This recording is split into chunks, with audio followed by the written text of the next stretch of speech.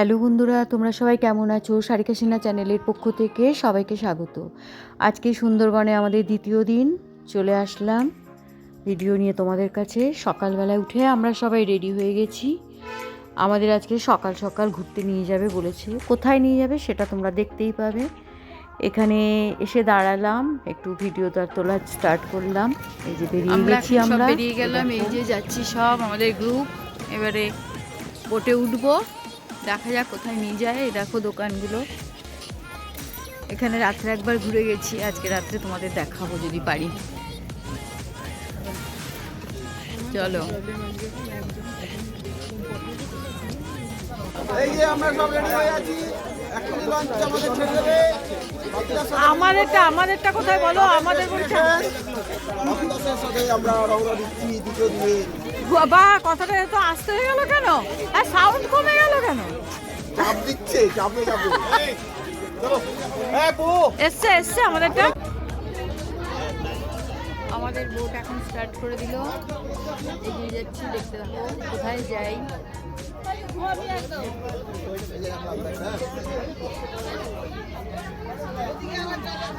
তারও কোথায় গেল? তারও ঠান্ডা লাগছে। যা রোদটা পড়লে আর লাগবে না।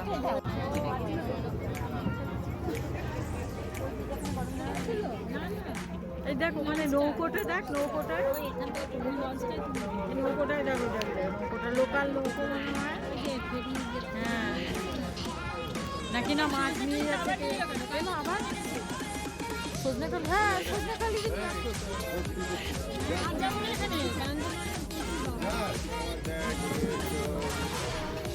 এখানে আমাদের ব্রেকফাস্ট রেডি হচ্ছে। দেখো, আজকে আছে লুচি, ছোলার ডাল আর তার সাথে একটা কালো জাম।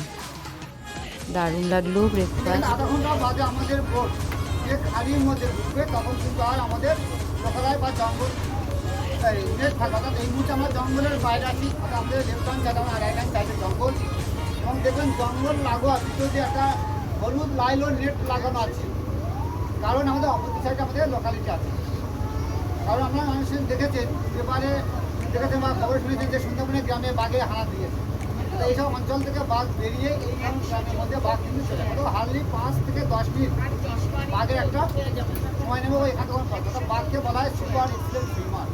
কিন্তু আধা ঘন্টা বাদে এই নেট কিন্তু আর দেখতে পাবেন না। এটা জাস্ট বাঘের একটা সাইকোলজিক্যাল ব্যারিয়ার। এইভাবে আমাদের সুন্দরবনের পূর্ব থেকে পশ্চিমে ইন্ডিয়া পোর্শনে 105 কিলোমিটার এই লাইলো নেট লাগানো আছে। এই আধা ঘন্টা পরে কেন নেট দেখতে পাবেন না? তার কারণ আমাদের তখন বোট সাইডে জঙ্গল থাকে। একটা বাঘে তার সুস্থভাবে বিচরণ করতে গেলে যে এলাকার প্রয়োজন হয়, অ্যাপ্রক্স 10 to 12 স্কোয়ার কিলোমিটার বাঘের একটা টেরিটরি বিচরণ ভূমি। এই 10 to 12 স্কোয়ার জায়গার মধ্যে কিন্তু কয়েকটি দ্বীপ রয়ে গেছে। এই যে জঙ্গল দেখছেন, চারিদিকে দ্বীপ, এর উপরে আবার চ্যানেল, আবার আইল্যান্ড, আবার চ্যানেল। এই দ্বীপটার মধ্যে যদি একটা বাঘ 5 দিন থাকার পর তখন সে শিকার পাবে না, তখন তো এই বাঘটা শিকারের জন্য এই দ্বীপ থেকে বেরিয়ে অন্য দ্বীপে সে ক্রস করবে।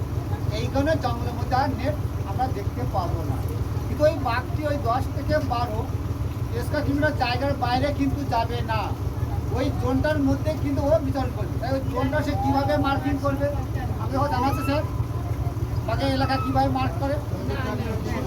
আচ্ছা, আমরা অনেকে বাইকে কুকুর খুশি না স্যার, কুকুর তো বহু ভক্ত।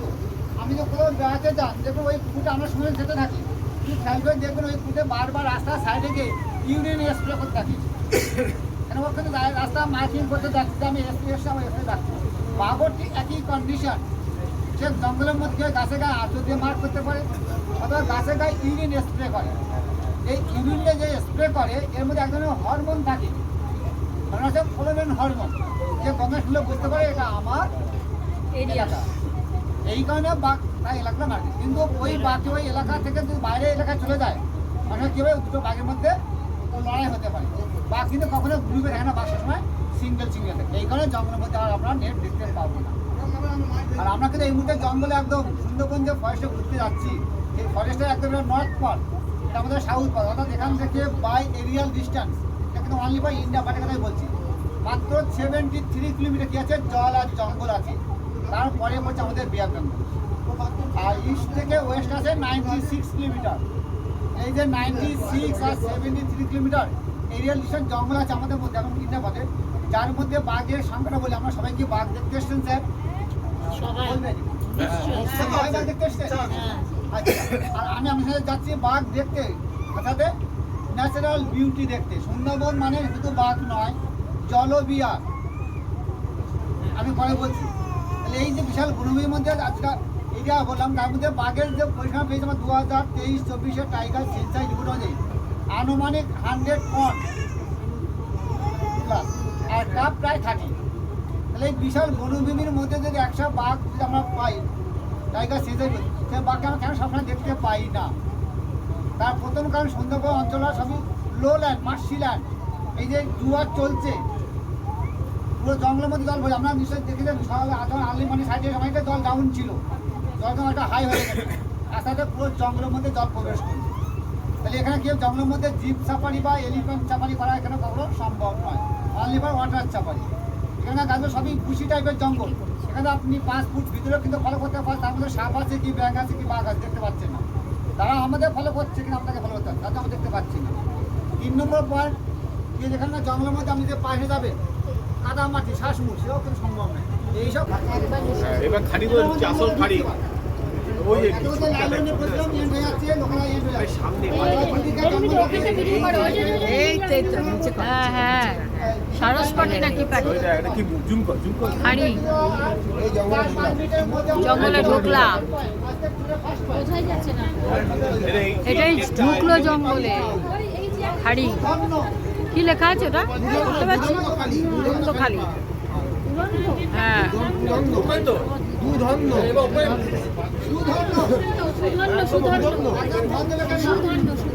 ধর্ণ খালি। ওই যে ওখানে ইয়ে করে দিয়েছেন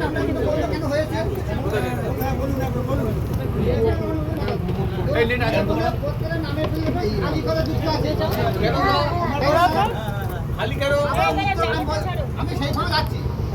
আবার উত্তরবঙ্গে গিয়ে দেখবেন প্রত্যেক নামের সঙ্গে গুড়ি যুক্ত আছে, কাটাগুড়ি, ধূপগুড়ি, ময়নাগুড়ি, তাই তো?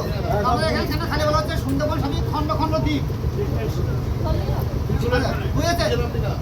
তাহলে এই ধরে একটা দ্বীপ, এই দ্বীপটা চারিদিকে তো জল দেওয়া বেশি, তো এই দ্বীপটা তাই এই জলপথ কি প্রকৃতির দান ন্যাশনাল ভাবে করেছে। এটাকে আমরা কি বলি? খাল তো বলি, এটা বলে আমার চ্যানেল বলি, মানে ক্যানেলের মতন দেখতে। ক্যানেল আমরা বাংলা কি বলি? খাল বলি। এই খাল থেকে খালি কথাটা উদ্ভব হয়েছে। আমি ভাবছিলাম খালি ছিল না না, এবার সুন্দর হয়ে কেন নাম হয়েছে বলি? আমি তুলে নিয়েছি আমি অলরেডি। তো লাল কাঁকড়া, হ্যাঁ হ্যাঁ, এই যে ওই দেখো নড়ছে, ওদের লাল কাঁকড়াটা নড়ছে। এই কাঁকড়াগুলোর অদ্ভুত একটা ফিচার্স দেখো, একটা করে হাত মোটা, দুটো ডানা নাই, একটা করে ডানা, লাল লাল লাল। এই কলকাতাটা একটা পা নেই, একটা ওই দেখো তো নড়ছে, ওদের নড়ছে, ভেতরেই নড়ছে ওটা, বুঝছে? ওই দেখ কত লাল কাঁকড়া, লাল কাঁকড়া। আচ্ছা চলো তোমাকে তুলে দেবো, অনেক আছে, ওইদিকেও আছে। তুই তো সুধর্ণ খালি কি বলছেন?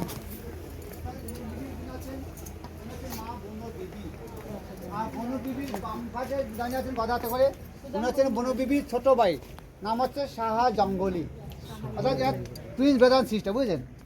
আর বনবিবির দেখুন ডান দিকে একটা ছোট্ট শিশু সন্তান বসে আছে হাত জোর করে।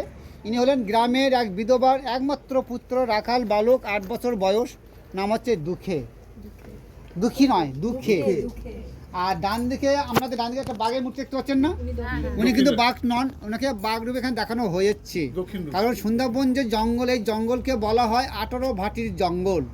এই 18 ভাটি জঙ্গলের যে রাজা ছিলেন উনি হলেন দণ্ডবক্ষ মণির পুত্র দক্ষিণ রয়, একটা প্রভাবশালী রাজা ছিলেন। ওনার একটা পাওয়ার ছিল কেমন, যে উনি যখন তখন নিজের রূপটা পরিবর্তন করে উনি বাঘের রূপ ধারণ করতে পারতেন।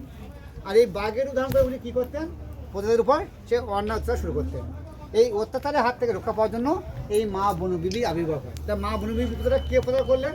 ওই 8 বছর রাখাল বালক দুঃখে এই পূজাটা প্রচার করলেন। কীভাবে পূজা প্রচার হয়েছে সেটা এখন বলবো না। ঘন জঙ্গলের ওপর দিয়ে যাচ্ছি আমরা। দেখো এই সুন্দরবনে কত রকমের গাছ দেখাচ্ছে আমাদের গাইড। এই যে বরান, এটা সুন্দরী, হ্যাঁ এটা তো বড়ান। গড়ান গড়ান গড়ান সুন্দরী গড়ান গেওয়া সুন্দরী গড়ান, হ্যাঁ। গর্জন কৃপা কৃপা গড়ান আর কি। কৃপা, হ্যাঁ। বলবে যে হ্যাঁ আমার মোটামুটি বাঘ ছিল বলে আমরা আটকে রেখেছি।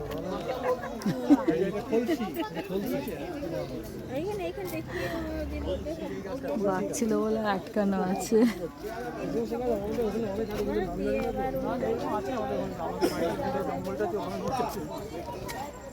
ও এখানে এখানে এখানে ওই উপর আছে কি পেয়ারা বাইন,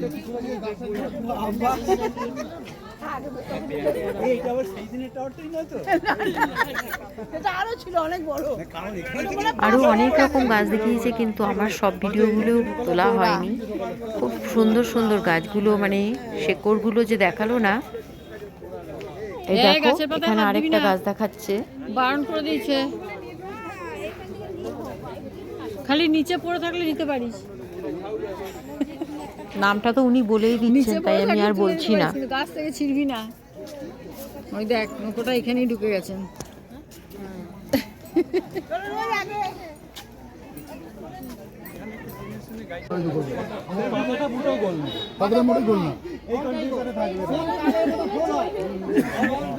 ডালটা গোল, এর ডালগুলো দেখো কেমন সুন্দর গোল গোল, তাই গোল পাতা।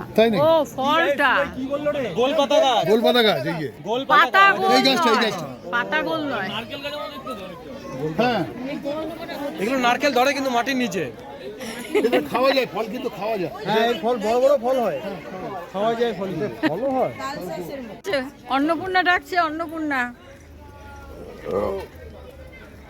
অন্নপূর্ণা কে আছেন? এই এই তো অন্নপূর্ণা।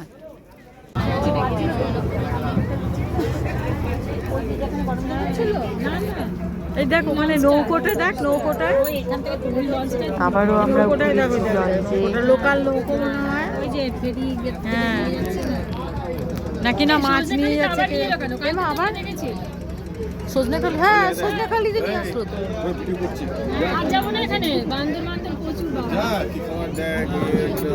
বাবা মা এরকম করে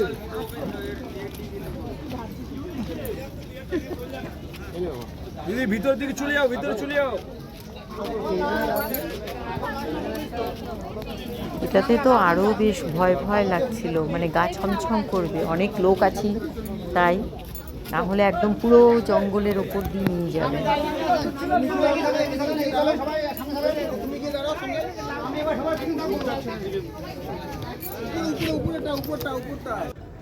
না বাইরে তো থাকবে কেন, আবার কখন দেবে?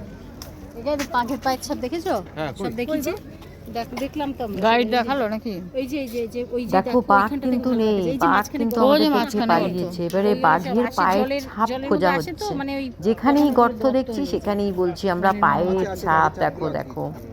এখানে কিন্তু কেউ ঢোকে না, পুরো ওই যে ভেতরটি এই যে এখানে আছে অনেক। দাদা এখানে অনেক আসুন। ওই তো বাকি ওইগুলো এইগুলো না, আমি এখানে বলবো কাকড়া, এগুলো কাকড়া। এদিকে সাথে ডাকছি। বাঘের ছাপ নাকি এগুলো? ধর এগুলো বাঘের, এগুলো ডাইনোসরের ছাপ মনে হচ্ছে নাকি? এটাই জল হিরিয়েতে ফটো দেখেছি অনেক। এই যে জায়গাটা দেখছেন এখন দেখছি সব শুকনো, হ্যাঁ। এই সাথে তো একটু হাইল্যান্ড বুঝলেন। এটা অবশ্য হরিণের পায়ের এই তো ছাপ, লম্বা। তোমরা হয়তো বুঝতে পারছো। এই যে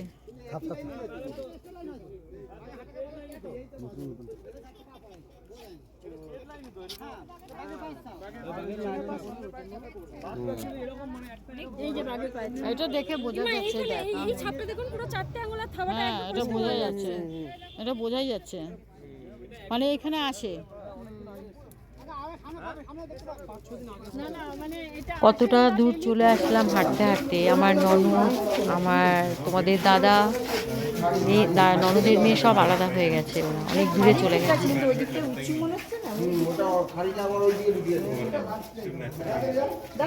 যাই আমরাও এগিয়ে যাই। ওই যে আমার ননদ কিন্তু ডাকছে, কিছু একটা দেখেছে মনে হচ্ছে। কোনখানে? হ্যাঁ ওই তো দাঁড়িয়ে আছে। ওরে বাবারে, উপরে কি ভিড়! ওই হরিণের জন্যই ভিড়, হরিণটা দেখা গেছে।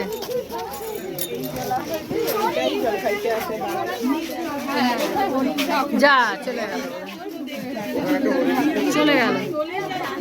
আমরা একটা উঁচু টাওয়ারের উপর চলে এসেছি, চলে দেখা গেল যাক এখান থেকে দেখতে পাই কিনা। দেখতে পাচ্ছিস সেটা? ওই মুখে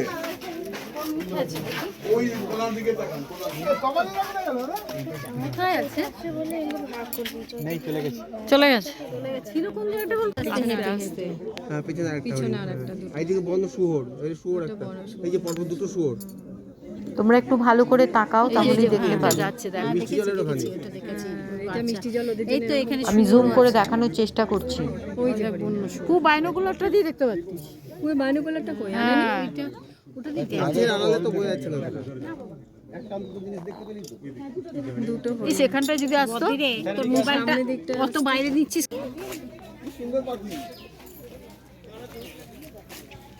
কি পাখি ভাই, চলে গেল তো গাড়িটা, দেখ কি সুন্দর। কোথায়? ওই তো আছে। হ্যাঁ, ঠোঁটটা দেখ কি সুন্দর পাখিটা। হ্যাঁ, এখানে বাড়িও আছে, থাকে লোকে। এই গাছে হাত দিস না, তুই খালি গাছে হাত দিচ্ছিস। নিচে দেখ, মাটির তলায় দেখ, পাতা নেই। মাটির তলায় দেখ। চলে এসেছি আমরা লাঞ্চে। আজকের লাঞ্চে করেছিল ডাল আর লাউ ঘন্ট, আর 2 রকম মাছ ছিল, পাবদা মাছ আর ভেটকি মাছের পাতুরি, তার সাথে চাটনি পাঁপড় তো থাকেই।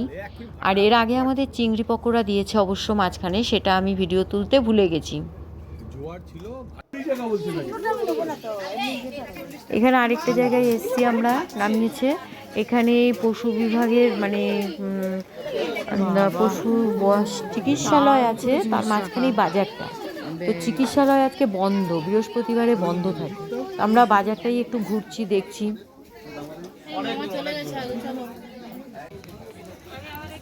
আমরা ফিরলাম অনেক রাত্রে, 7:30টায় ফিরলাম।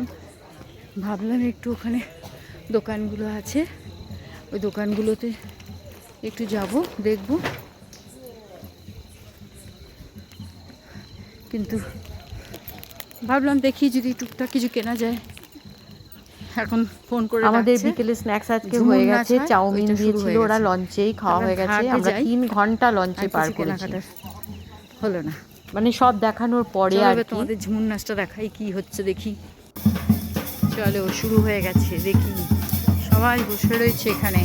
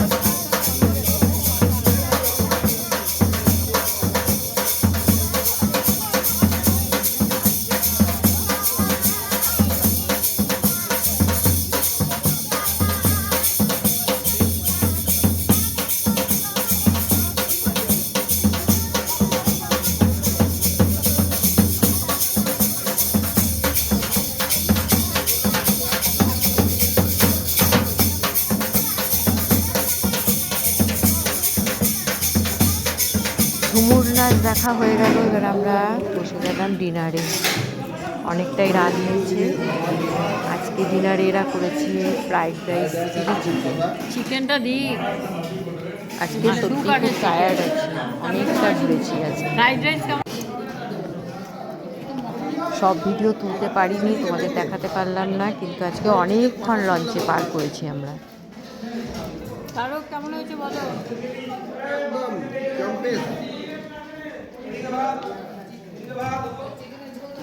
চিলি চিকেন, ফ্রাইড রাইস, নিজে চিলি চিকেন বানিয়েছিলি না? হ্যাঁ সত্যি